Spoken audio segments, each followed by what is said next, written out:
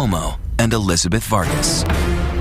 Good evening. That white-knuckle raid may have ended with the letters EKIA for enemy killed in action, but that was just the beginning of what we're learning tonight as the FBI and CIA pore over the material seized from bin Laden's compound.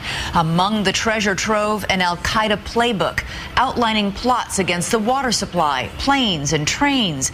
Experts are checking the handwriting to see if bin Laden personally wrote it.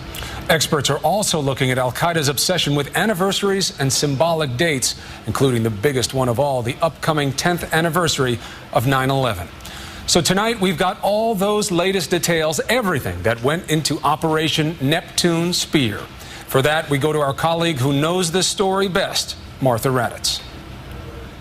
Let me just comment, first of all, on the fact that... hard as it is to believe now, this is what passed for news last week. And many of you have been briefed. We provided additional information today about the site of my birth. We do not have time for this kind of silliness. We got better stuff to do. Better stuff indeed. At this very moment, the biggest and most costly manhunt in U.S. history is building to a crescendo. The target, Osama bin Laden. This is something that we've been after for 15 years. It goes back before 9/11. What would become known as Operation Neptune Spear began last July, when after years of painstaking intelligence gathering, a CIA operative spotted bin Laden's trusted courier, a man known as Abu Ahmed al-Kuwaiti, in Peshawar, Pakistan. By August, he's been traced back to this large compound in the tourist town of Abbottabad, where he's living with his brother and their respective families. The compound has few outward-facing windows and high walls topped with electrified barbed wire. They had implemented some very heavy security measures. The president is first briefed on the compound that same month. Throughout the fall, aggressive surveillance from the sky and from a nearby CIA safe house determines that another family is living there too, on the second and third floors of the main structure. The family fits the profile of the bin Ladens. Suspiciously, they're burning their own trash. And a tall man, referred to as the Pacer by the spies, is seen walking in the courtyard. But it was all circumstantial. We never had direct evidence that he, in fact, had ever been there or was located there. Over the winter, the CIA's confidence in the target grows. In February, Director Leon Panetta meets with Vice Admiral William McRaven, head of Joint Special Operations Command, and tells him to prepare a mission plan. As winter turns to spring, the president chairs no less than 5 super-secret national security meetings on this topic. On March 14th, the option of a remote airstrike with B-2 bombers is offered and rejected. The president wants proof positive of bin Laden's death, not just a hole in the ground. If the operation is a go, it will be handled by the so-called silent option, the Navy SEALs.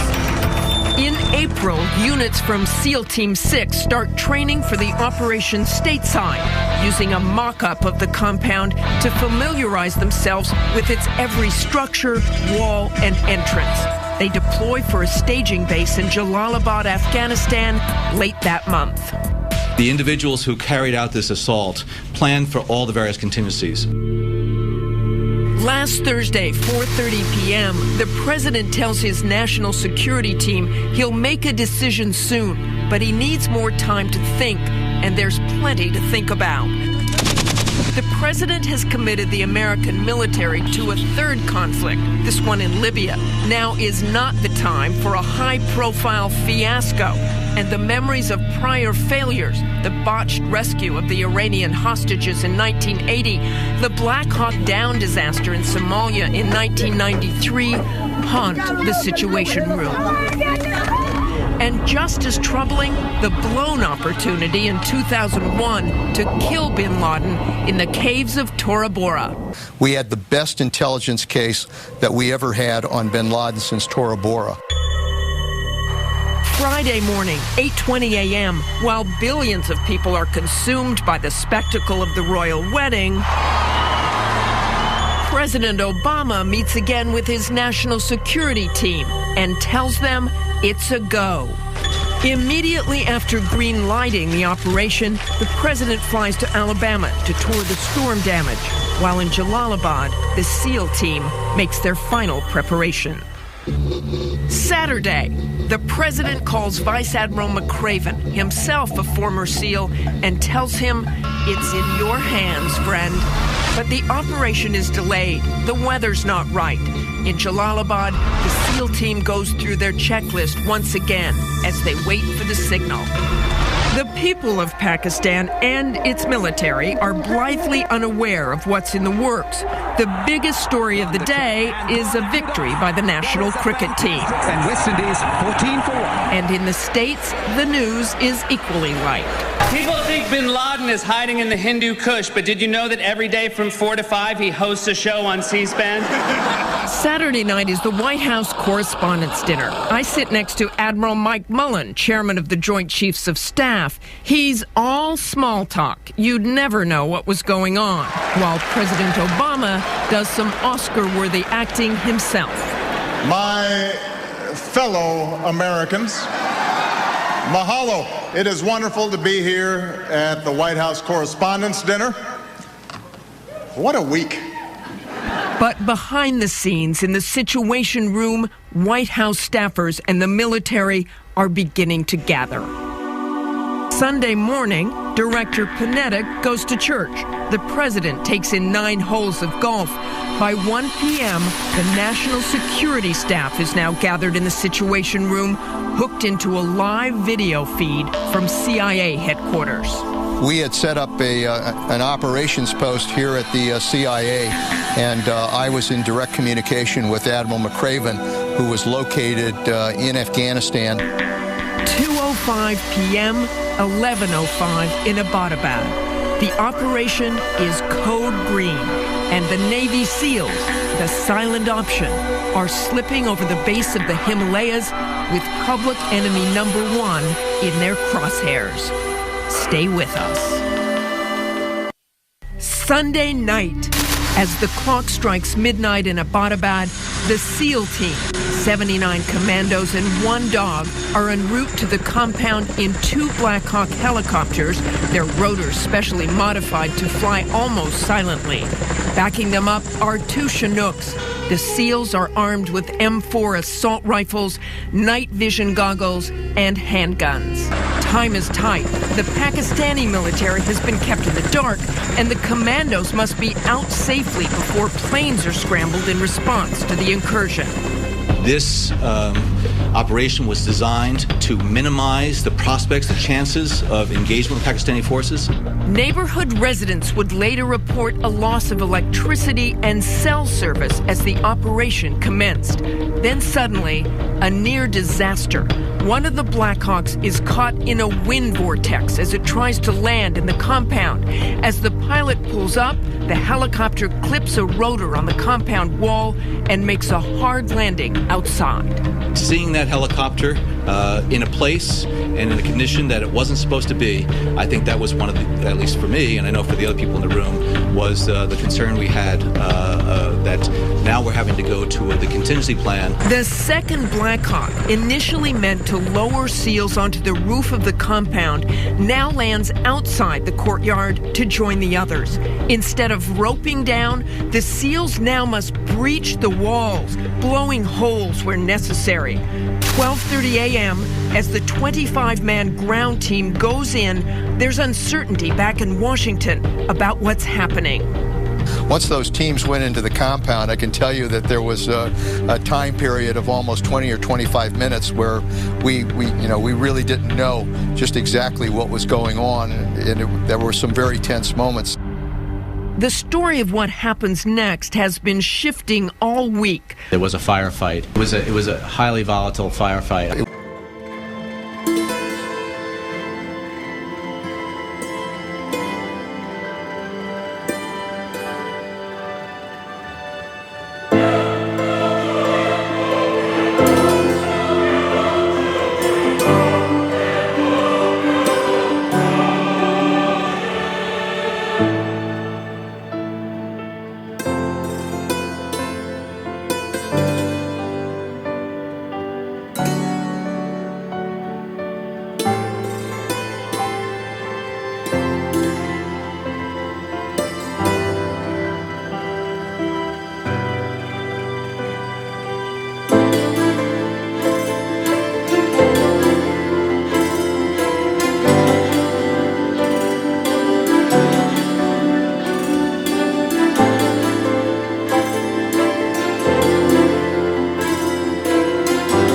obviously under their rules of engagement, if he had in fact thrown up his hands, surrendered, and didn't appear to represent any kind of threat, then they were to capture him.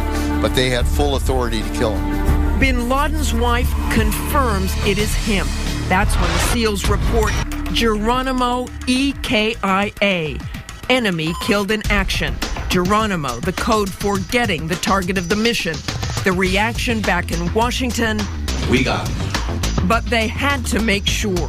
A photo of his face is sent back to Langley for recognition. And for all their high-tech gear, the SEALs forgot to bring a simple measuring tape to confirm the man they kill matches Bin Laden's height, 6'4". So one of the SEALs must lie down next to the body to try to guesstimate. Sewn into Bin Laden's clothing, SEALs find 500 euros and 2 phone numbers. At 12:50 a.m., 3:50 back in Washington, President Obama is informed that they're nearly positive it's him. But there's still plenty of work to do.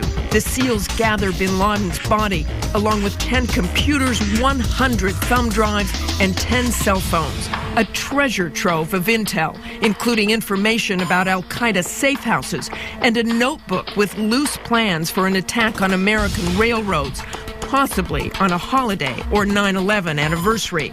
Finally, they move the surviving women and children into a safe part of the compound and destroy the downed Blackhawk. 1:10 a.m. in Abbottabad. While the Miami Heat are hosting the Boston Celtics in the NBA playoffs, SEAL Team 6 takes off from the compound and makes a fast break for the Afghan border. A local man just tweeted, "Go away, helicopter, before I take out my giant swatter." At that time, the Pakistanis were reacting to an incident that they knew was taking place in Abbottabad. Therefore, they were scrambling some of their assets. The helicopters crossed back into Afghan airspace without a single American casualty. At the White House, a moment of pure jubilation. Good job. It's him. This was him. 7:01 in Washington, 4:01 in Abbottabad. Just after preliminary DNA testing is completed, the president is told there's a high probability Bin Laden is dead. At 9:30, he informs Senate Majority Leader Harry Reid. The president was very somber in his relating to me what took place. At 10:45, the networks go live in anticipation of a major statement from the president. At 11:35, the president addresses the nation. The subject this time is not the circumstance of Obama's birth, but of Osama's death. The death of bin Laden marks the most significant achievement to date in our nation's effort to defeat al-Qaeda. The president congratulates the staff. Good job, National Security Team. Thank you for that. Yeah, proud of it. You guys did a great job.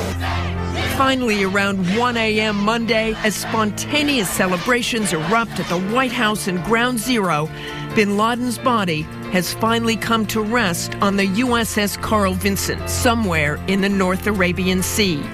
The body is washed and placed in a white sheet. It was prepared in accordance with the Islamic requirements. Some words in Arabic are spoken. Then at 2 a.m. Washington time, the body is tilted and dropped into the sea. Mission accomplished. When we come back, the SEALs who took down Bin Laden. Would you put yourself through training like this to become the best of the best? They did. How would you describe one of these guys? My description is that they're social misfits that make music together. Next. This week, the word SEAL can only mean one thing: hero. And what makes the SEALs who took down Bin Laden, the vaunted Team 6, even more compelling is the mystery that surrounds them. So secret, there could be no photos when the president congratulated them today at Fort Campbell, Kentucky. The more you learn about these men, the more they really do seem like supermen. It is a very good time to be a Navy SEAL. The Navy SEALs, and oh my God, how about a tip of the hat to those boys? We thought we were going to spend Monday covering the royal wedding. Of course, that was before we knew the X-Men, a.k.a. SEAL Team 6, were taking out public D-bag number 1. And I want to personally congratulate the guys who got her done, SEAL Team 6. Give it up, absolutely. Team 6 is the new power phrase. From the president to the press, everyone is praising the heroes who took out enemy number 1. But those whose pride may be the most profound are here in the quiet town of Virginia Beach, the home base of the elite SEAL unit called Team 6. God bless the man that took the shot. Here they know how big a deal this truly is for Team 6. Taking out Bin Laden was the fulfillment of a promise made 30 years ago.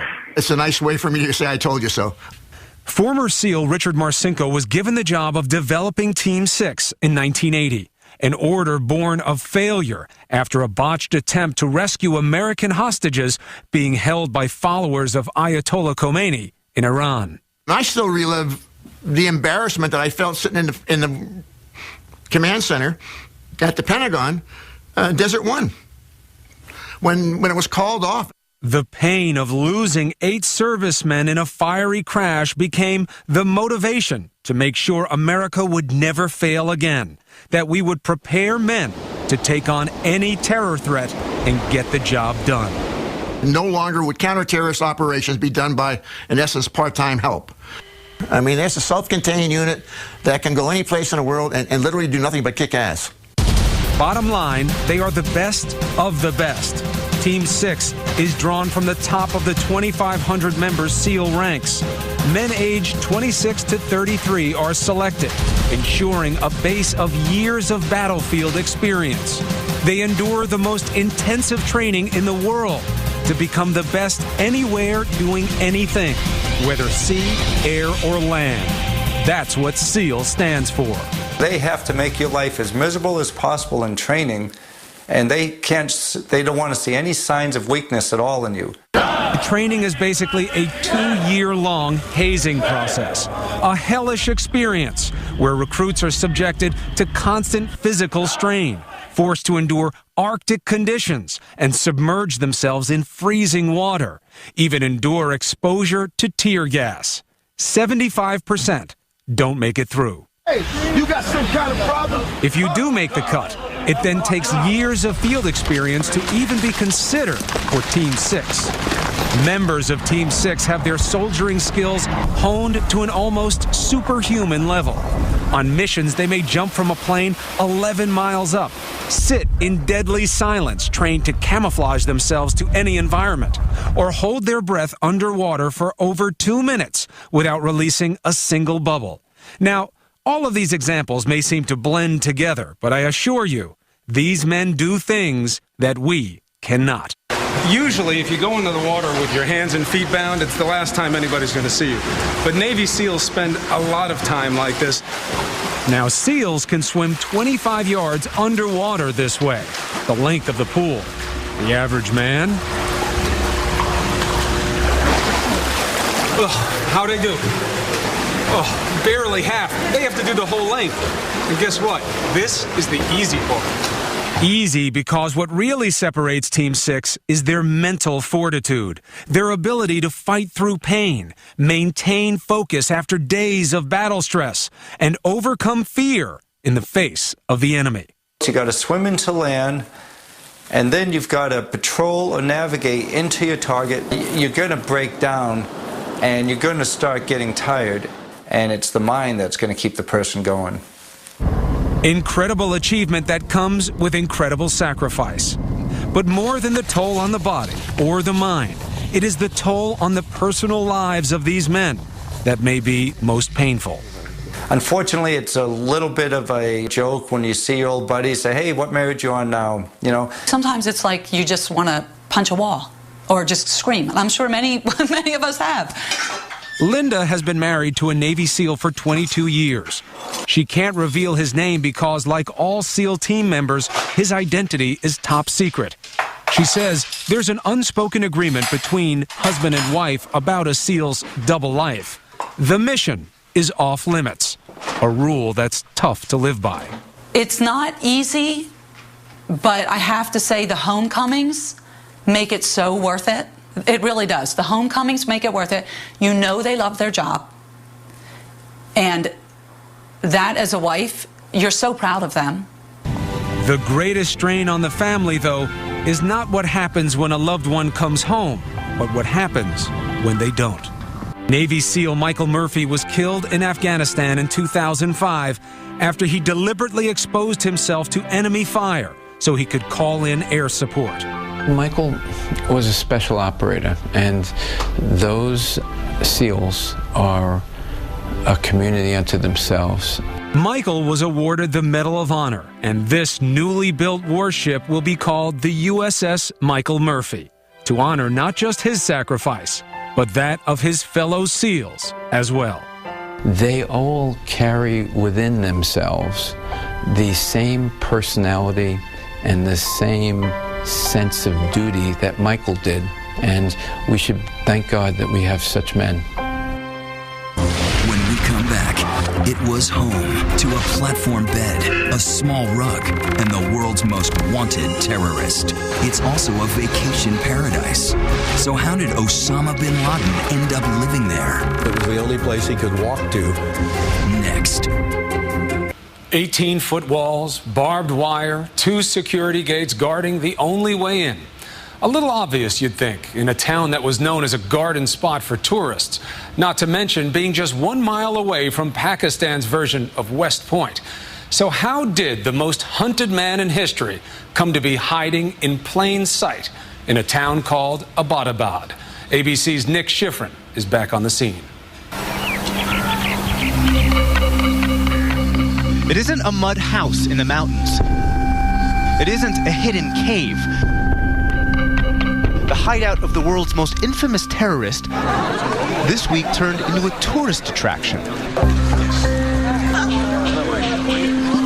With families, kids, and neighbors standing outside the home where bin Laden lived. That is until this morning, when the Pakistanis suddenly closed it down, cutting off access to almost everyone. Among his neighbors, the CIA. They moved into one of these houses near bin Laden's compound about 6 months before the raid. They tried to peer over the walls and listen to his phone conversations. Up until that point, his hideout had worked perfectly. He'd already lived here for 5 years. Well, the reason he ended up in Pakistan was it was the only place he could walk to from Tora Bora. He was being heavily bombarded by the U.S. Air Force. He took a small group of people and quietly climbed down the other side of the mountain pass into Pakistan.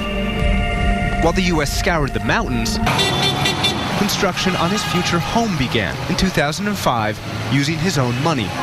His fortune came from the family construction business, and now in a middle-class suburban neighborhood hundreds of miles from the Afghan border, the compound rises.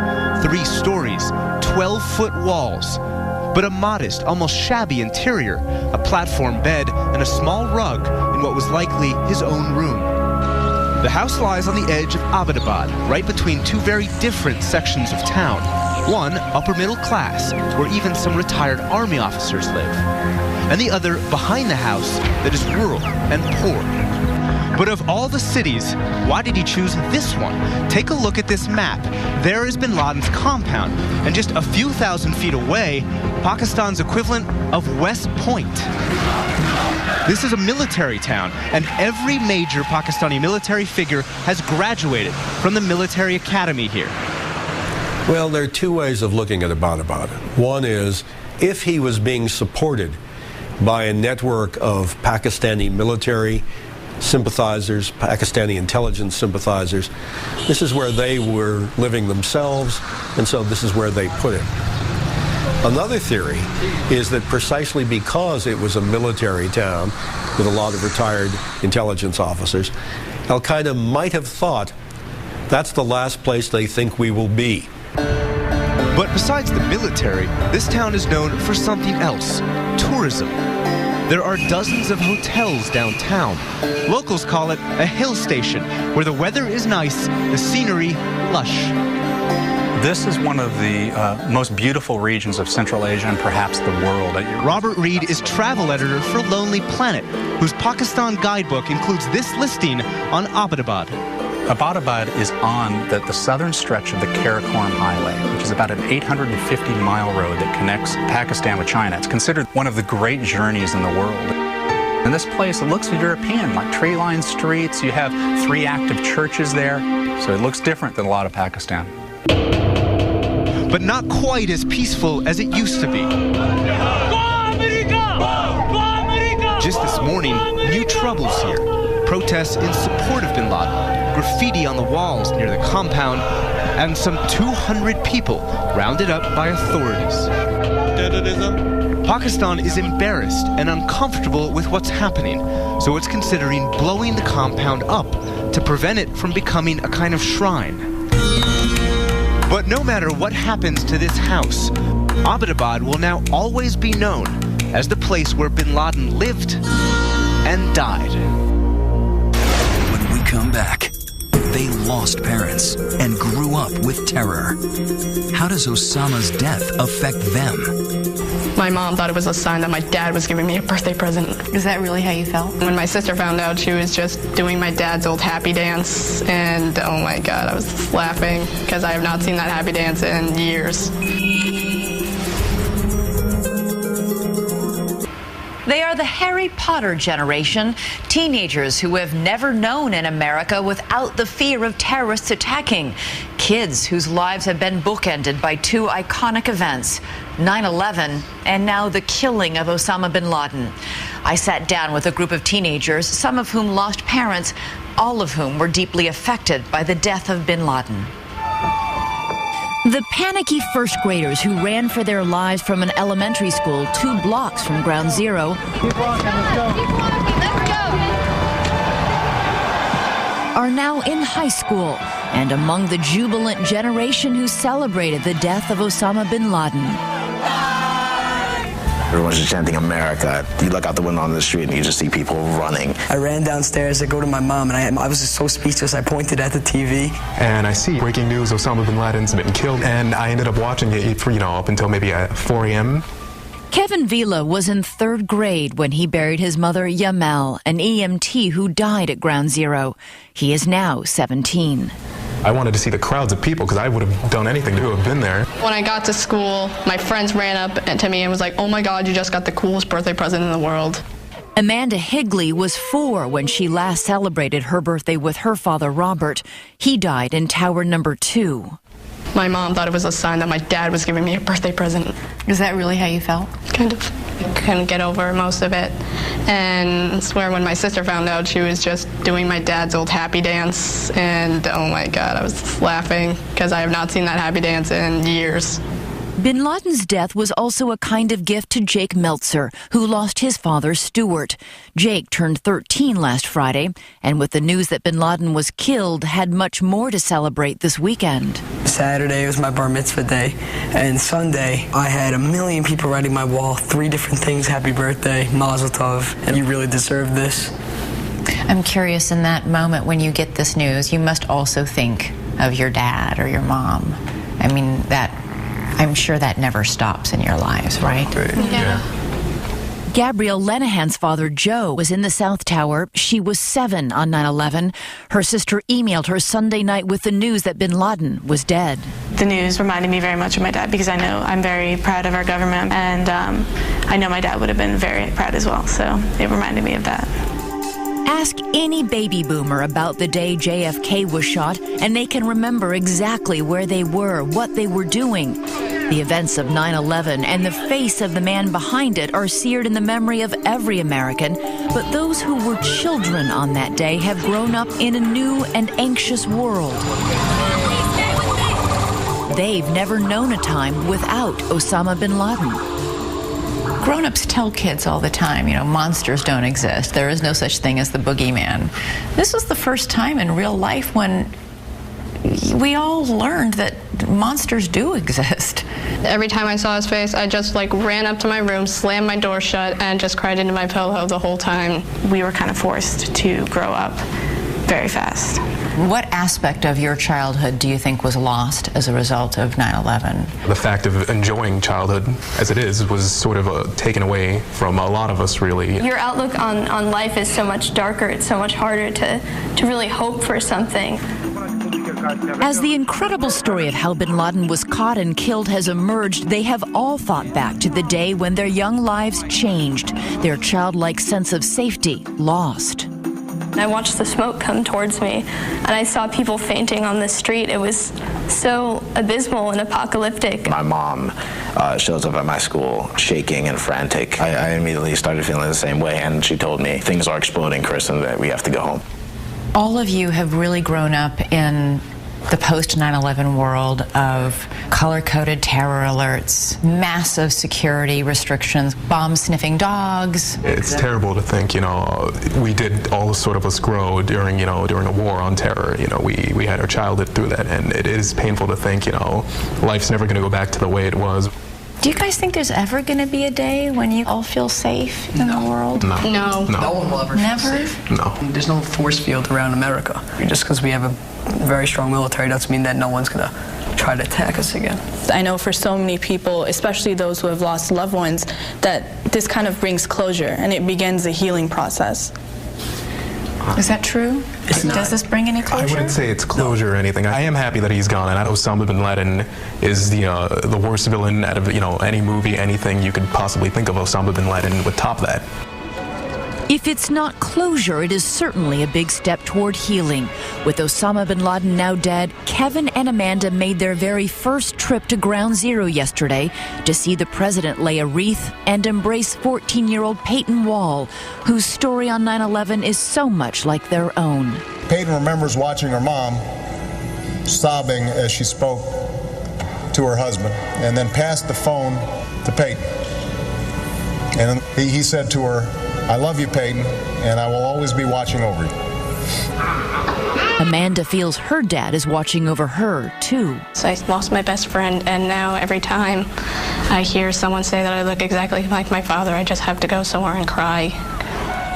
Now they look forward to the promise of a post-Bin Laden era for the U.S. and for this generation.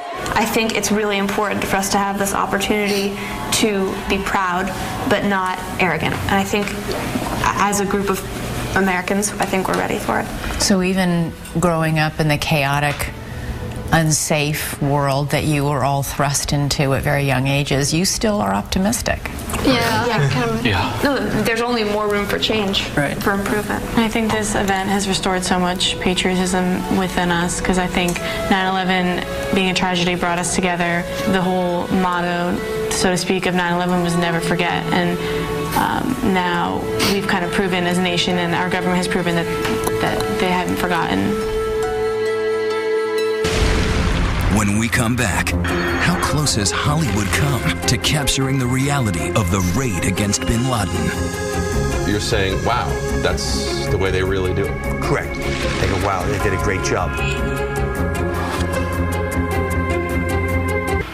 Even though we've only seen computer animations of the raid on bin Laden's compound, you might think you have seen it or something very much like it at the movies or even in video games.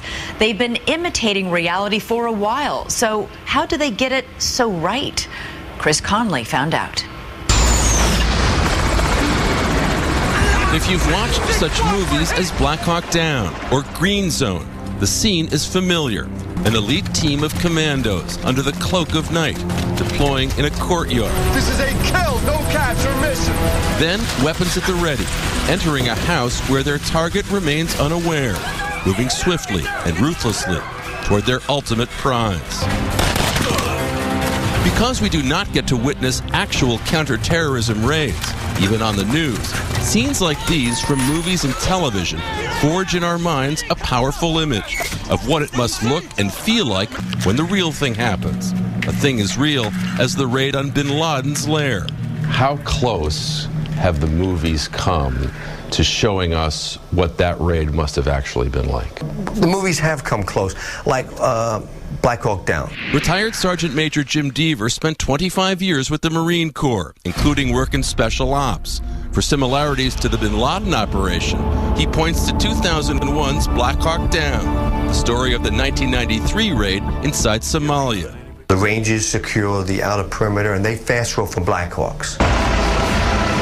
Its truth was no accident, according to its producer Jerry Bruckheimer. We rely so heavily on research and hire people like these SEAL team guys who work with us on Black Hawk Down and the special forces who work with us. So when you're watching a movie like that, someone with your experience, you're saying, wow, that's the way they really do it. Correct. I go, wow, they did a great job. For the last 11 years, Devers had a job of his own in the entertainment world, advising productions on all matters military, in such films as 2005's Gulf War saga Jarhead, ensuring authenticity in all areas. The gear that they carried and the way they moved out of the camp, they had to always carry the gas mask with them because of the chemical agents that the same we might use, and the weapons they use. In God's cruel kingdom. What's not that real? Dever knows some concessions must be made. Normally, if it's desert, we wear sunglasses, but they don't want the actors to wear sunglasses because then you can't tell the actor's face. And a lot of times, you have noticed in the movies, they'll take their helmets off. While Jim Dever sweats the facts, 24 co-creator producer Robert Cochran spent his years on the counterterrorism drama working in the realm of the imagination, creating storylines that the Bin Laden raid recalled. When all of us try to imagine what happened in that suburban town on Sunday, it's your images we're thinking of. Now you know it's not exactly what it was like, but at least you have some idea of what it was like. And I think that does help. I think that helps people come to terms with things emotionally. The emotions in this photo of the White House Situation Room during the raid have made it memorable, a real-life version of a place TV dramas and movies like Air Force One have shown us in the past. In many shows and movies, you've seen that same shot, and it's always a little strange and eerie to know that what happens in real life is actually not that far away from what happens in art. In counterterrorism, such thinking does have a role to play.